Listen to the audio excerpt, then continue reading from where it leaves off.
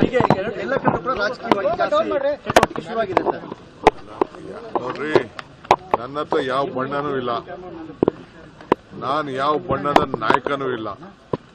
ನಾನು 140 MLAಗಳಿಗೂ ಶಾಸಕ, ಇದು ಅಧ್ಯಕ್ಷ.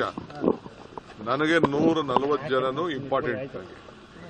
ನಾನು ಯಾವ ಗುಂಪುವನ್ನು ಕರ್ಕೊಂಡು ಹೋಗಕ್ಕೆ ನಂಗೆ ಇಷ್ಟ ಇಲ್ಲ, ನಾನು ಗುಂಪು ಮಾಡೋಕ್ಕೂ ಇಷ್ಟ ಇಲ್ಲ. I will not do that. ಅದು ನನ್ನ ಬ್ಲಡ್ ಅಲ್ಲಿ making a group is not there in my blood.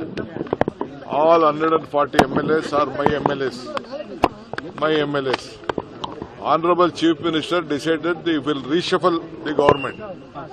He will reshuffle the government and cabinet. So all of them are interested that they wanted to become ministers. It is quite natural they will go and meet the leaders of the Delhi.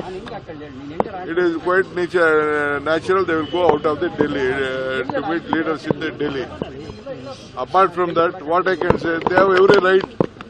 I have not taken anyone.